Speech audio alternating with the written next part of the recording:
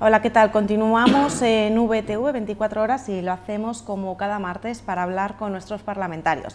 Luis Javier Tellería, muy buenas. Muy buenas. Charlie Prieto. Buenos días.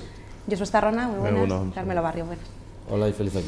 Igualmente. Bueno, este fin de semana hemos vivido en España un fuerte temporal, ¿no?, de nieve.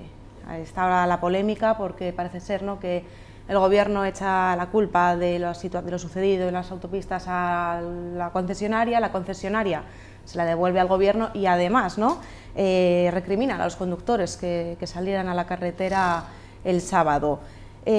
Por otra parte, Fomento también ha dicho, ¿no?, que va a abrir un expediente a la concesionaria de la P6 por no haber retirado, ¿no?, y haber ayudado, ¿no?, a que no sucediera, ¿no?, lo que sucedió el sábado en las carreteras, donde hasta más de 10 horas estuvieron retenidos los conductores. No sé qué opináis sobre lo que ha ocurrido, si a estas alturas, después de tantas veces, ¿no?, que hemos vivido temporales de nieve, es normal, ¿no?, que suceda de nuevo algo así. Luis Javier. Bueno, yo creo que seguirá sucediendo. Yo creo que además en este concretamente ha sido una especie de tormenta perfecta, y nunca mejor dicho, en el sentido de que las previsiones de nieve que ya estaban avisadas se incrementaron.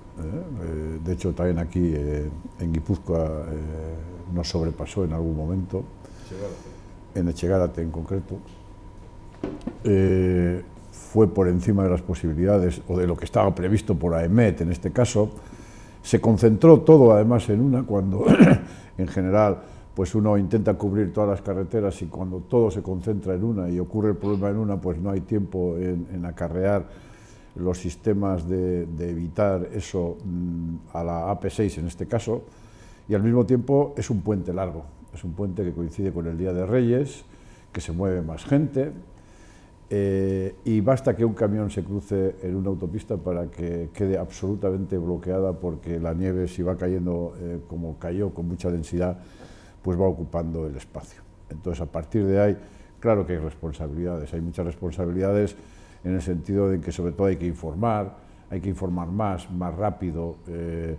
También estoy seguro, estoy convencido de que había menos gente, precisamente porque era festivo, era Navidades, era un puente, había menos gente trabajando de la normal en cualquier sitio, pero falta información, falta atención inmediata, falta que en el momento en que uno lleva 2 horas atascado en la nieve, está esperando que alguien se le acerque o por un altavoz o por la radio le diga, oiga, esté tranquilo. Es decir, ese tipo de cosas, aun siendo inevitable muchas veces un cierto atasco, porque puede ocurrir cualquier incidente en cualquier momento, y más con nieve, la frecuencia de que exista algo así es mucho más elevada.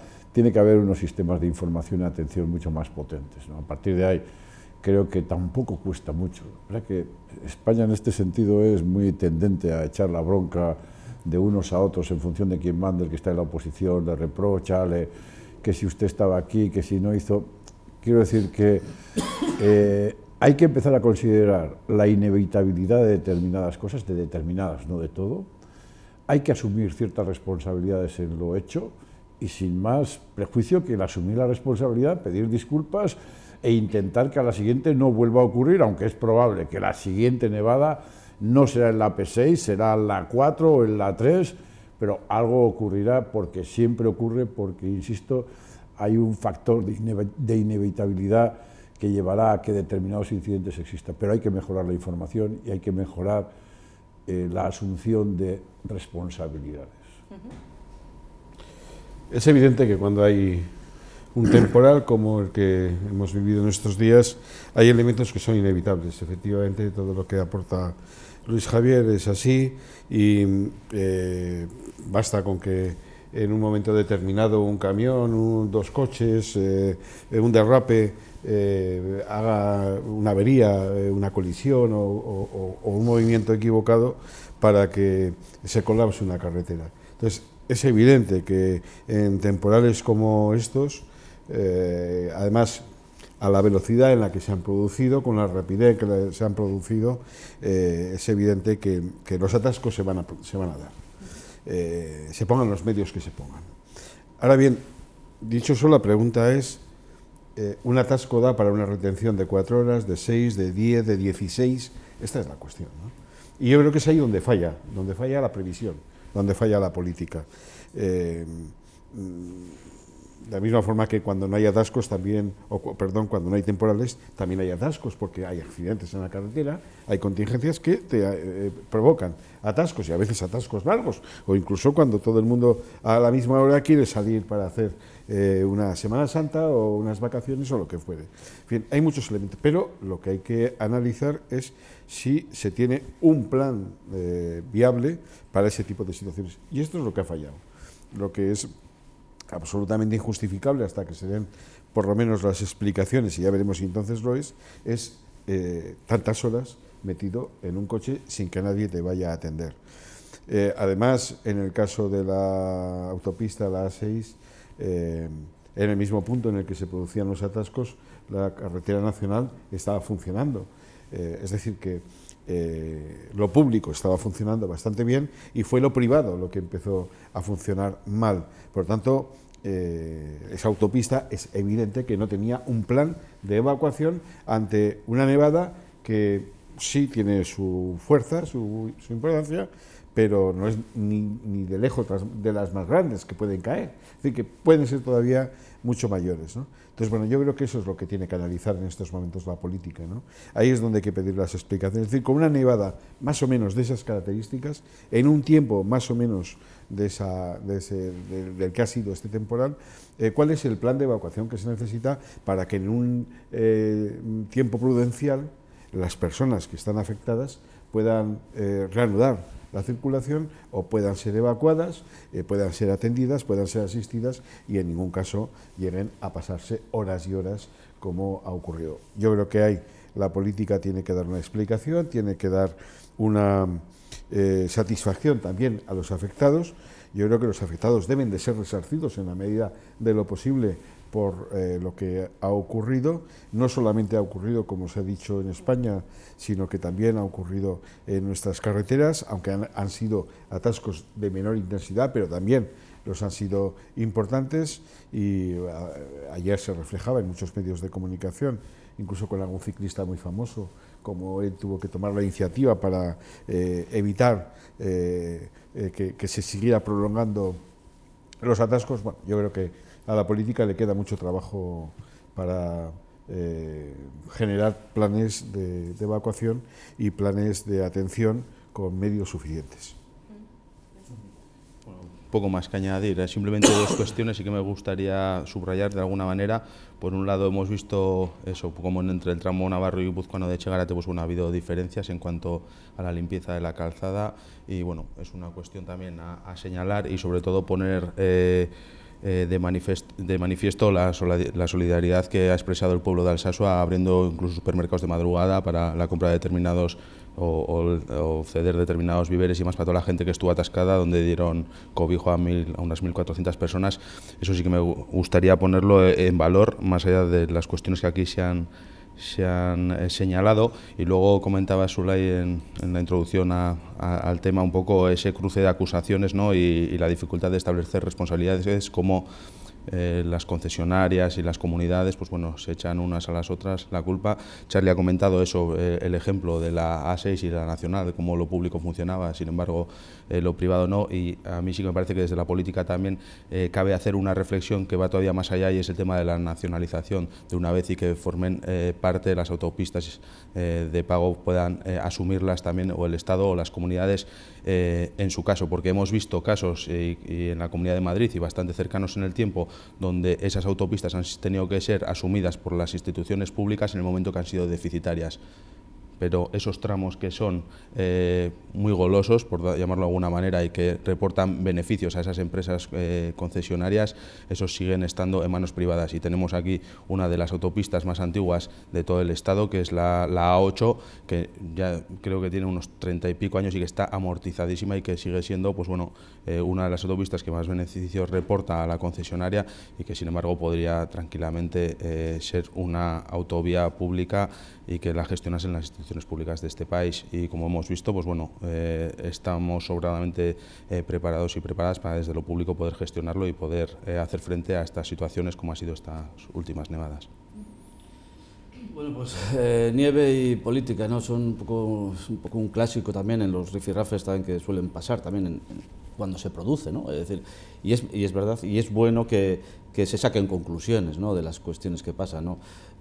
También hay que analizar las causas, ¿no? Es decir, de lo que ha pasado estos días, de lo que ha pasado en los accesos a Madrid, pero lo que ha pasado en Guipúzcoa, ¿no?, como ya han dicho mis compañeros, ¿no? Está claro que hay que sacar conclusiones y desde luego hay una cosa que hay que decir, hay que mejorar la comunicación, hay que mejorar la capacidad de respuesta sin ningún género de dudas. Pero bueno, ¿qué podemos ver de las causas? Pues unas condiciones adversas, además desde luego con unas precipitaciones pues intensísimas que han estado ahí, ¿no? Y que eso marcan desde luego lo que es la vialidad, la posibilidad, la circulación, la capacidad, la pericia de los conductores.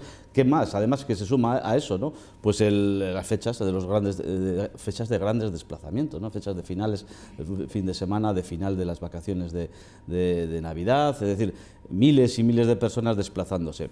Se sabía que iba a haber temporales en todos los sitios, se sabía que iba a haber temporales en España, se sabía que iba a haber temporales aquí en el País Vasco, ¿no? Bueno, el elemento fundamental, la pregunta fundamental es la respuesta a todo eso. Bueno, pues la respuesta tiene también muchas vertientes, la respuesta de los propios conductores, de quien asume un riesgo porque sabe que puede haber un riesgo y unas dificultades en el acceso, porque sabe que va a haber, como él, muchas personas que van a querer ir a determinados sitios y que se pueden encontrar con dificultades. Se vuelve a decir, si en épocas de verano o en épocas de Semana Santa, cuando no nieva, hay unos atascos tremendos, pues en una época como esta, pues más aún se pueden incrementar. O sea que hay una respuesta personal de todos los que somos conductores, ¿no?, en relación con cómo afrontamos nuestros desplazamientos, bueno, la respuesta institucional o la respuesta empresarial, ¿no?, en relación con estas cuestiones, ¿no? Está bien claro que se ha demostrado que habrá cuestiones que mejorar. En lo que respecta a lo sucedido en la AP6, pues parece que la concesionaria pues no ha cumplido al 100% sus obligaciones. Parece que se abre una investigación, se han anunciado unas comparecencias en el Congreso de los Diputados por parte de responsables políticos. Bueno, habrá que analizar ese expediente y esa información, ¿no? Y desde luego, pues como supongo que pasará también en las Juntas Generales de Guipúzcoa, cuando la responsable o responsable foral de transportes y de comunicaciones pues esté también diciendo por qué hubo un pequeño caos o un gran caos en Etxegarrate o en la autovía de Navarra de acceso, las dos grandes líneas de acceso a Guipúzcoa, y por qué pasó lo que pasó, ¿no? Es decir, bueno, esperemos que independientemente de todo, ¿no?, se vaya a lo importante, ¿no?, a sacar conclusiones de estos caos, de estos colapsos, de estos momentos puntuales, momentos quizá que afortunadamente han sido muy engorrosos, muy incómodos, con mucha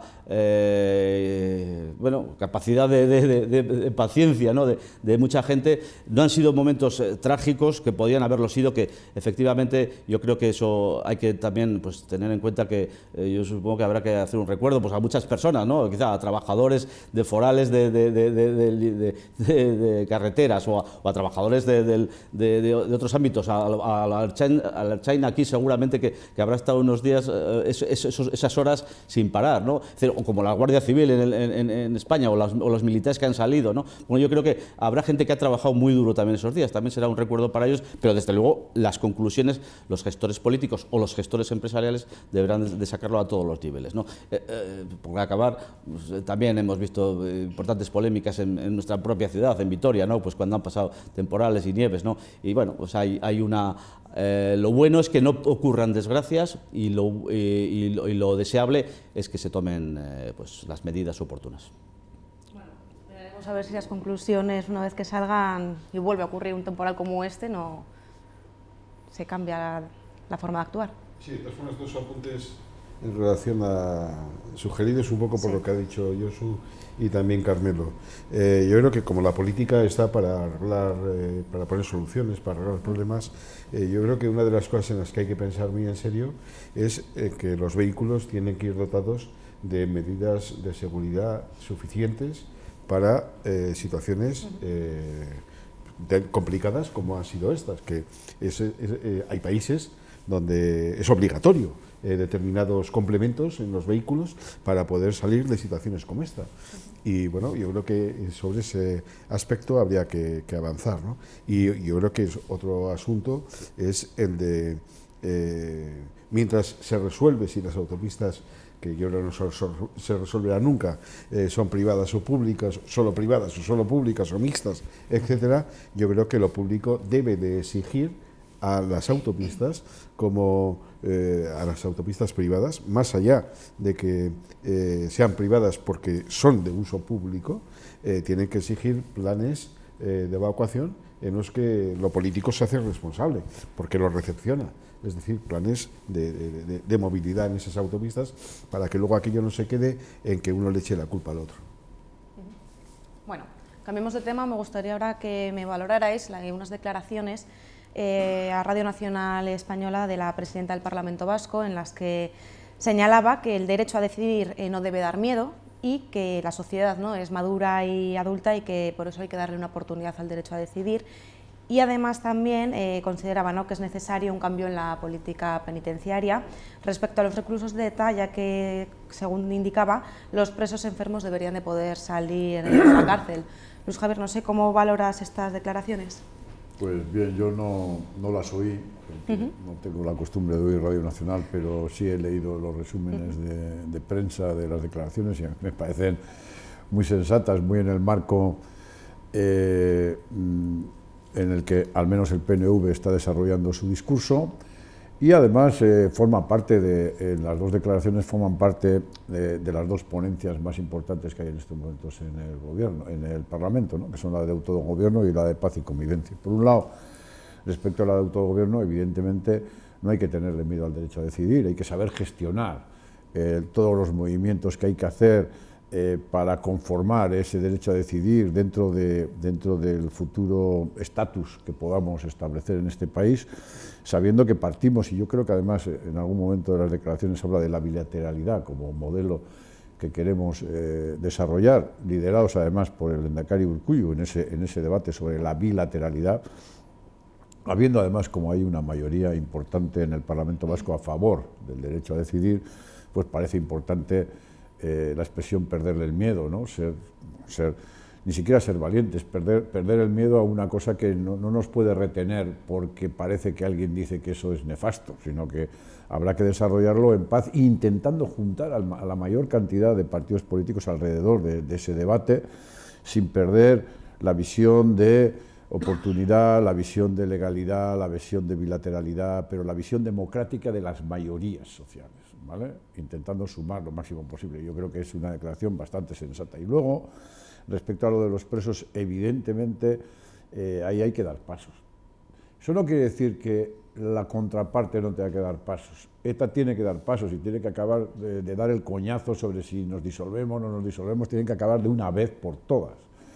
Pero independientemente de eso, desde las instancias políticas y jurídicas de España, tiene que darse un paso en evitar la legislación excepcional que hace que los presos de ETA obligatoriamente tengan que pasar su prisión muy lejos de sus casas, con lo cual obligan, eso se ha dicho 1000 veces, a todos sus familiares a viajar permanentemente miles de kilómetros. Parece que es una tontería soberana en estos momentos mantener esa situación, y lo lógico es irlos acercando para no poner pena sobre pena. Y al mismo tiempo también aplicando la legislación normal sobre presos. Cuando uno está enfermo grave, lo lógico es que salga de la prisión, pero eso ocurre en todos los demás ámbitos menos en este. Entonces, bueno, parece normal ir hablando de quitar la excepcionalidad que había con, digamos, la política penitenciaria con los miembros de ETA y empezar a considerarla una política penitenciaria más normalizada dentro del ámbito legal estándar que tiene el Estado de España. Yo sí escucho la radio pública y además recomiendo que se escuche porque tiene programas fantásticos. Tiene unos profesionales magníficos, en este caso Radio Nacional, otras radios públicas también, pero ya que estamos hablando de Radio Nacional, tiene profesionales y programas magníficos.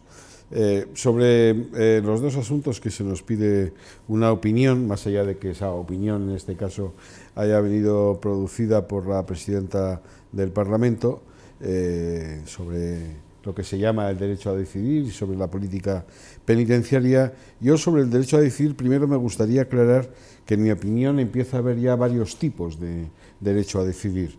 Yo hasta ahora he llegado a contabilizar 3.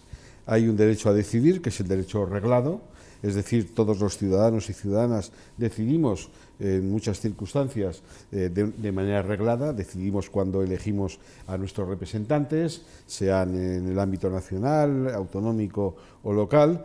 Tenemos ámbitos de decisión en montones de actividades de la sociedad, las leyes los amparan, hay una capacidad de decidir por el ciudadano para, por ejemplo, el ámbito sindical, para el ámbito asociativo, para el ámbito urbano, es decir, los ciudadanos deciden hacer asociaciones de vecinos, deciden hacer sindicatos, deciden hacer partidos políticos, deciden muchas cosas, deciden cómo tienen que conformarse y para qué políticas han de hacerse en las instituciones. Es decir, hay un derecho a decidir que es reglado.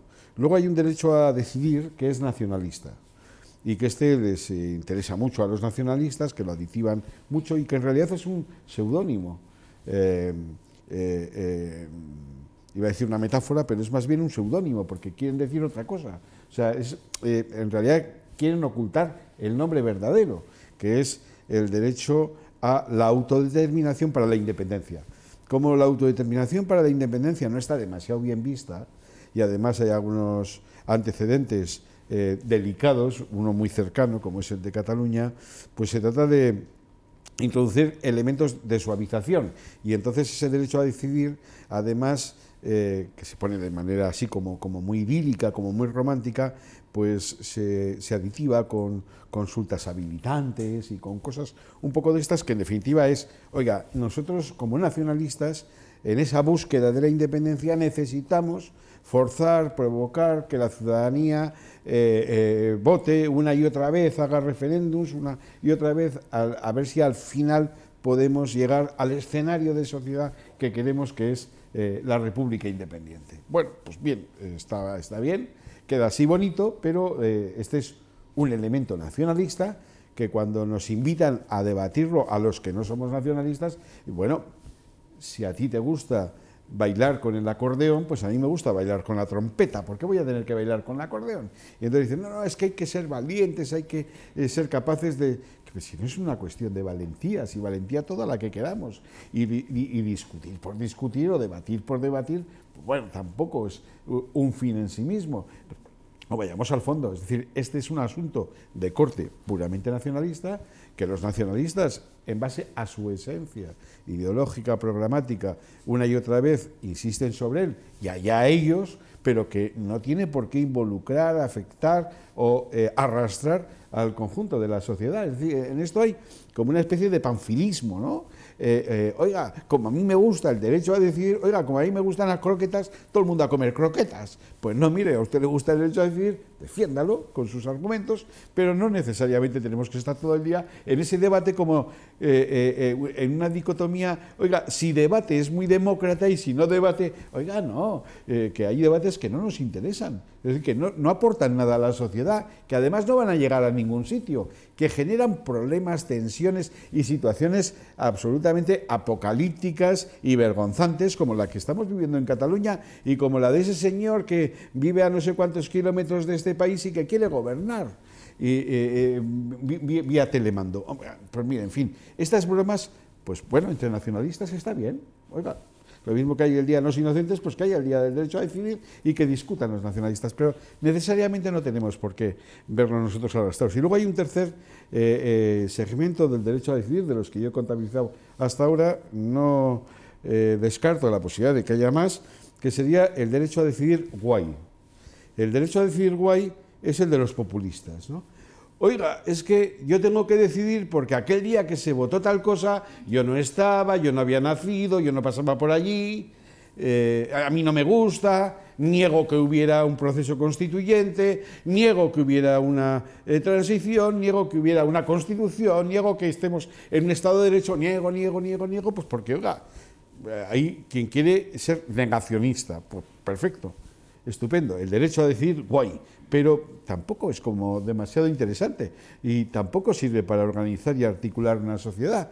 Y además, casi todos, bueno, yo diría que los pocos que están en el derecho a decidir guay, es decir, los que lo polemizan, los que lo ponen en pantalla, pues digamos que es un reducido club selecto de irresponsables que han accedido en los últimos tiempos al poder o a la política y que, bueno, pues creen que todo lo pueden poner patas arriba, como el indocumentado que llega a un sitio y como no conoce nada del sitio, niega que el sitio exista, ¿no? No, pues mire, esto no es así.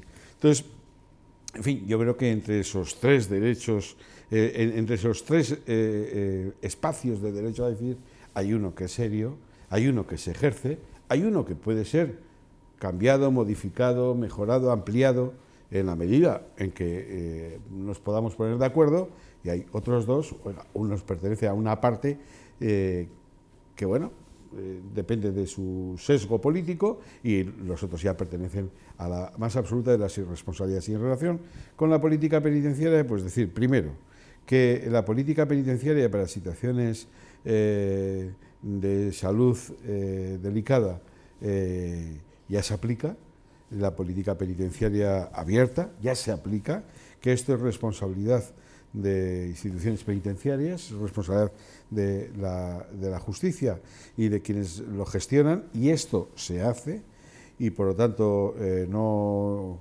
pongamos ninguna sombra de sospecha al respecto.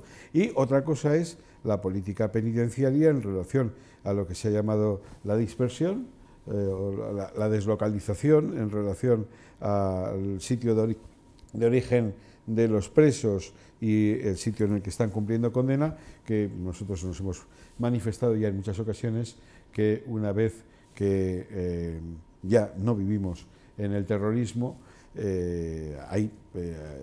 estamos abiertos a una política más flexible y de proximidad, porque en realidad tienen que pagar sus condenas, pero lo pueden hacer perfectamente en lugares próximos a su lugar de residencia.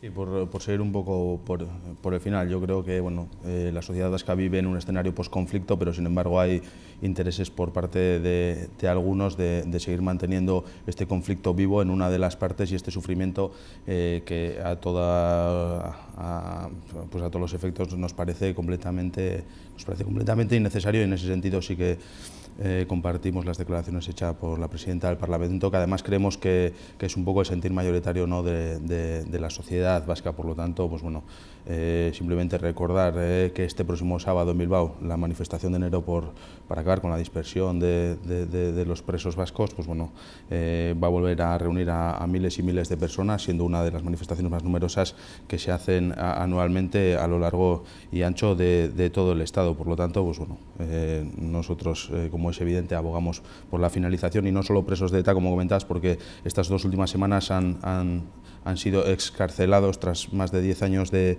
condena. Bueno, dos procesados en el macrojuicio del 18/98, que nos sonará muy lejano, pero que entraban dentro de aquella doctrina del todo es ETA, y que fueron encarcelados precisamente, bueno, simplemente por hacer política y defender determinadas ideas políticas. En cuanto al derecho a decidir, me parece ciertamente algo grave la frivolización que hacía Charlie un poco sobre el derecho a decidir y los diferentes tipos de derecho a decidir, y el derecho a decidir guay, y el nacionalismo y esencialista. Decía que, bueno, que es una cuestión de ideologías nacionalistas. Lo que pasa es que yo creo que lo vuestro es un nacionalismo que niega la posibilidad de decidir a las personas, porque siempre negáis eso. No, esto es una cuestión de nacionalismos, pero lo vuestro es un nacionalismo español que niega la posibilidad a las personas y a los pueblos de decidir ahí libremente y ejercitar ahí su capacidad de decisión a las personas, a las comunidades y a la sociedad. Simplemente por comentar otra de las cuestiones que frivolizabas también con el tema, que Puigdemont, que es un presidente que quiere ahí gobernar desde la lejanía y a no sé cuántos cientos de kilómetros de su comunidad, es que si viene aquí va a ser encarcelado, como el resto de presos políticos que hay ahora mismo en el Estado, que por hacer política y de manera pacífica, y tras haber solicitado 1001 veces bilateralidad con el Estado para la solución del problema catalán, le ha sido negada. le ha sido negada. Y la única unilateralidad, y esto ya va más para Luis Javier, nosotros y nosotras también abogaríamos por un proceso bilateral, evidentemente, de negociación. Lo que pasa es que hemos visto en Cataluña que la única unilateralidad ha sido aplicada por el Estado español, con la aplicación del 155, con el Partido Socialista, con Ciudadanos y con el Partido Popular. Por lo tanto, eso lo decimos, nosotros y nosotras estamos dispuestos a la búsqueda de esas vías bilaterales siempre. Es más, nosotros creemos que la vía tiene que ser multilateral, porque es evidente que la comunidad internacional, en un conflicto que va a estar enquistado, porque ya vemos cuál es el talante del Estado español, pues va a ser imposible solucionarlo, tanto el catalán como en un futuro, y nosotros así lo deseamos, y esos escenarios vamos a ir a buscar, se puedan dar aquí en Euskal Herria. Vamos a necesitar también de apoyo internacional para que, bueno, libre y democráticamente podamos ejercer nuestro derecho a decidir qué queremos ser en un futuro. Yo también quisiera empezar por lo que ha dicho Josu. Vamos a ver, en España, en Euskadi, no hay presos políticos, no hay presos políticos. En este país hay, eso sí, políticos presos por desobediencia, por desacato, por intentos de rebelión, de secesión, por corrupción, etcétera. Pero por eso están los presos, no, son presos los que están en la cárcel. Y no hay presos políticos. En relación con lo que nos preguntabas, moderadora, de las declaraciones de la presidenta del Parlamento, Bakartxo Tejeria, yo sí que me gustaría decir algo, ¿no? Lógicamente, la señora Tejeria es parlamentaria del Partido Nacionalista Vasco, ¿no? Es decir, está bien claro que tiene su ideología y que se encuadra dentro de una formación política, que tiene su planteamiento político. Desde luego que es así, y desde luego la señora Tejeria, además todo el mundo sabe que es de la línea de Eguíbar, es decir, de la línea de Eguíbar, que es la, por decirlo así, la más dura dentro del planteamiento en relación con el derecho a decidir, entre comillas también, y sin hacer la explicación bastante acertada que ha hecho Txarli Prieto en relación con el tema del derecho a decidir, pero bueno, efectivamente la señora Tejeria juega en ese terreno, ¿no? Pero la señora Tejeria es presidenta del Parlamento Vasco. Y si es presidenta del Parlamento Vasco en un momento donde hay órganos parlamentarios o ámbitos parlamentarios que están hablando sobre las cosas que ella ya ha anticipado. Es decir, si estábamos hablando sobre política penitenciaria, si estábamos hablando sobre derecho a decidir, se están esperando a las conclusiones de esas ponencias, en teoría. Es decir, ella ya ha anticipado un planteamiento y una opinión, y es presidenta de todos los parlamentarios, ¿no? Ya sabemos que tiene su opinión, ya sabemos que se encuadra en el voto que se encuadra, lógicamente. Pero yo creo que a los presidentes del Parlamento a veces se les exige un poco más de moderación o de equilibrio en los planteamientos de estas características. Yo creo que ha ido incluso un poco más lejos que el propio Lehendakari en relación con alguna de las expresiones que planteó el otro día. Pero bueno, está ahí, ¿no? Nosotros sí que entendemos que si hay un trabajo parlamentario, ella podrá ser portavoz del trabajo parlamentario una vez que se acabe ese trabajo parlamentario, que se vote, que encuentre unas mayorías y que se pueda hacer portavoz del mismo, pero de momento es una opinión, es un planteamiento de partido, y yo creo que ahí pierde un poco la capacidad de moderación. En relación con las dos cuestiones que se plantean, pues bueno, el derecho a decidir, ahí está, no es legal, es decir, en el planteamiento constitucional, no está dentro de la Constitución el derecho a decidir, por lo que es un elemento de discusión y de debate político, es decir, en este momento pues, sí, de acelerón nacionalista permanentemente, pero en cualquier caso no se puede articular dentro de una legalidad, dentro de un estatuto de autonomía. Habría que cambiar la Constitución, y eso tiene otros ámbitos, eso tiene otras posibilidades y eso tiene otros mecanismos, ¿no? Que desde luego no están en el Parlamento Vasco o no está dentro del ámbito jurídico-político de una comunidad autónoma. O sea que en ese sentido, pues bueno, ya volvemos a decir, hemos visto lo mismo en otros ejemplos recientes, tan infructuosos, tan insatisfactorios, tan derrotadores de la convivencia como hemos visto, y desde luego no es un planteamiento de futuro el del derecho a decidir, tiene que ser un planteamiento más social, tiene un planteamiento más convivencial. El derecho a decidir está bien claro que tal y como se plantea en este momento es disolvente, desintegra la sociedad. Y no digamos lo que podría pasar en la sociedad vasca, con Álava, Vizcaya, Guipúzcoa, planteamientos, además con tres sujetos políticos tan heterogéneos y tan diferentes y tan distintos también. O sea que en ese sentido yo creo que hay que ser también, hay que esperar, ¿no? y hay que ser sobre todo prudente y hay que ser sobre todo responsable en relación con la búsqueda de nuestra convivencia.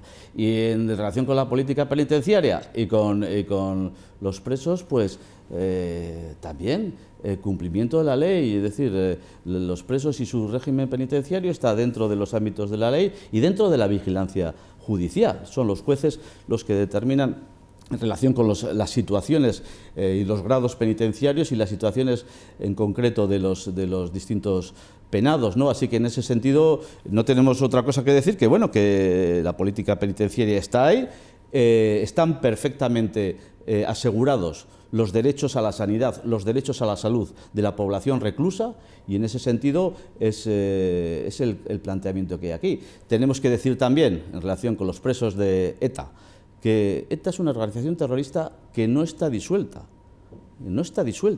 así que en ese sentido no se puede agrupar a los presos de una organización terrorista en Euskadi en este momento, no sería lógico, no sería normal, ¿no? Es decir, reforzaría lo que es una estructura de una banda terrorista que todavía no está disuelta, no está activa, por decirlo así, o ha decidido no estar activa, pero no está disuelta ni mucho menos, ¿no? Vemos comunicados de la banda terrorista de vez en cuando haciendo una incursión ilegítima en nuestros planteamientos de sociedad, ¿no? O sea que en ese sentido yo creo que lo que hay que tener y lo que nosotros abogamos es por el respeto a la política penitenciaria, por el respeto a la decisión de los jueces y como planteamiento para 2018 la exigencia otra vez a ETA de que se disuelva. ¿Queréis hacer algún apunte? Sí, al hilo de la caricatura que ha hecho Charlie sobre el derecho a decidir, y luego otra especie de caricatura que ha hecho Carmelo sobre la presidenta del Parlamento, que ha dicho que es de la línea Eguíbar, como si tuviéramos varias líneas. ¿Yo de cuál soy? ¿De la línea Suso, de la línea Itxaso Atutxa, de la línea Hitor Esteban? No sé, porque así puedes ir calificando. Dilo tú, y decir, a ti te lo cada puedo uno preguntar del aquí. PNV lo que dice en función de qué línea sigue, y entonces, por tanto, no somos homogéneos, somos heterodoxos, ¿no? Pero bueno, eso por un lado. Y por el otro, derecho a decidir solo hay uno, el derecho a decidir.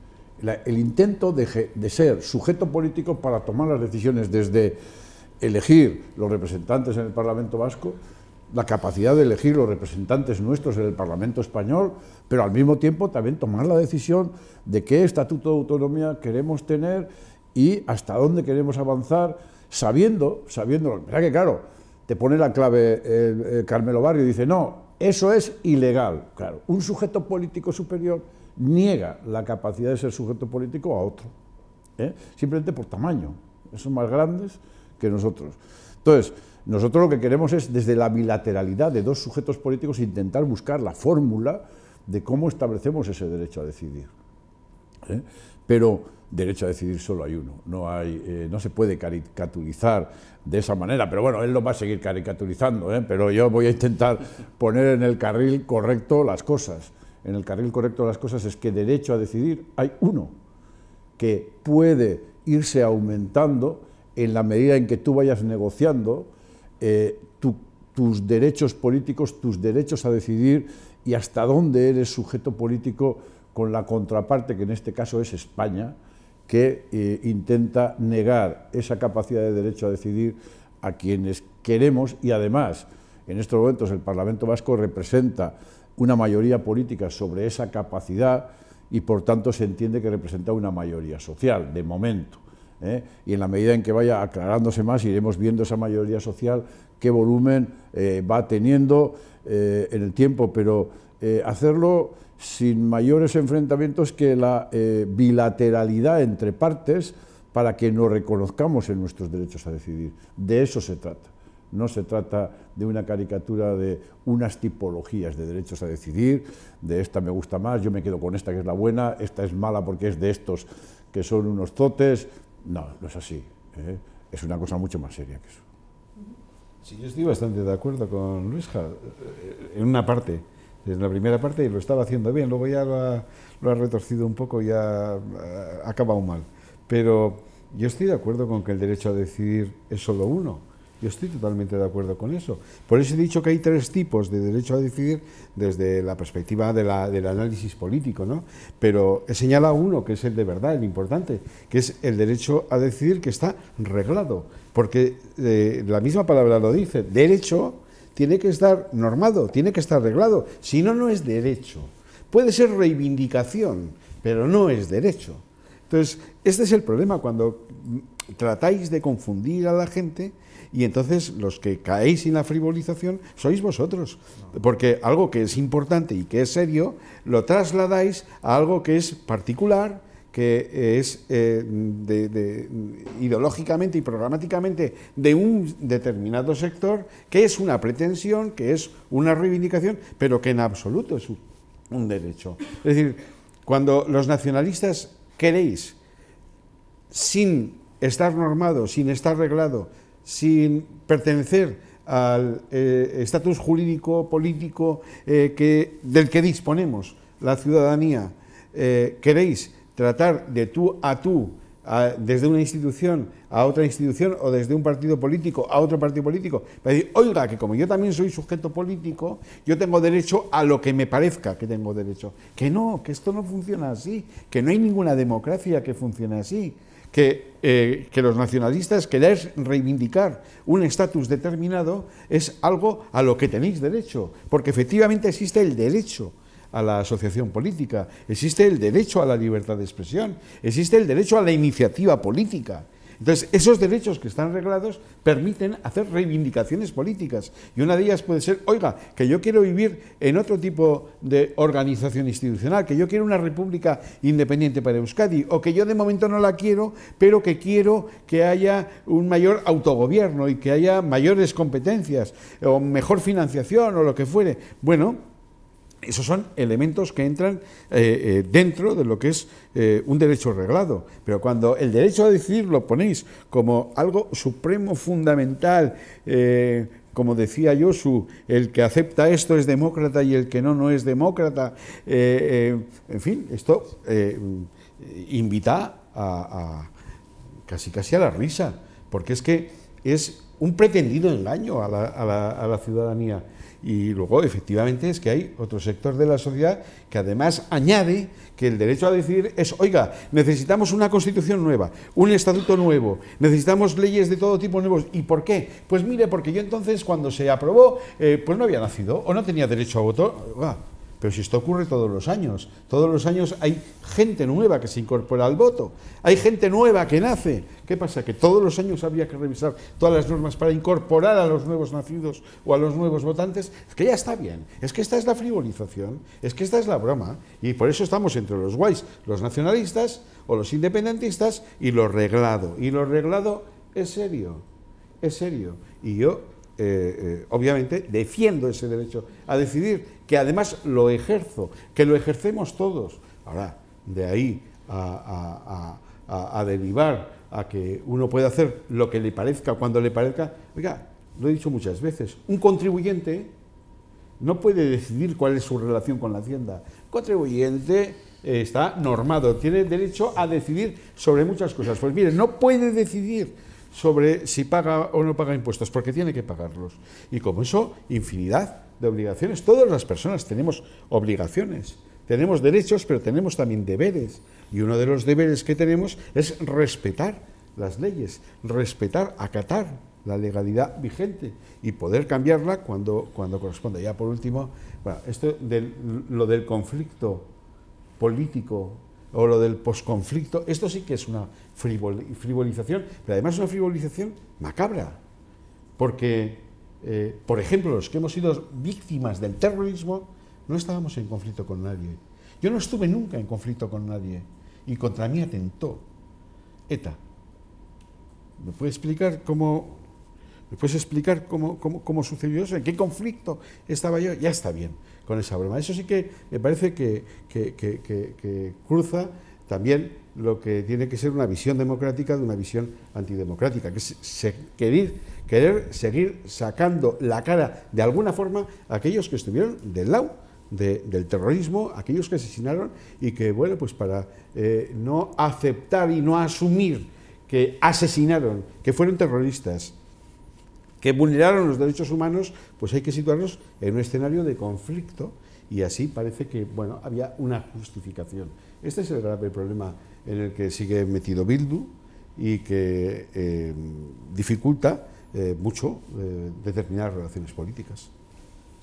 Sí, más a esta última parte ni voy a entrar porque ya sé que es el juego macabro de siempre. Mi rechazo hacia la violencia siempre ha sido muy nítido, como la mayoría de las personas que integramos Euskal Herria Bildu, por no decir todas, porque así está recogido para poder pertenecer a la coalición. Por lo tanto, no voy a seguir alimentando pues bueno, unas tesis que de alguna manera interesan a determinadas opciones políticas. A mí risa no me da, Charlie, a mí lo que me da es preocupación que desde el Partido Socialista estés hablando que los derechos son los que están reglamentados y normativizados, y dentro de esos marcos son lo que debemos considerar que son derechos de las sociedades y de las personas, porque el derecho al sufragio de las mujeres precisamente se consiguió primero ejercitando el derecho, siendo insumisos a ciertas normas y leyes que eran completamente injustas, y posteriormente se reglamentó y se normativizó para que las mujeres pudiesen votar al igual que los hombres.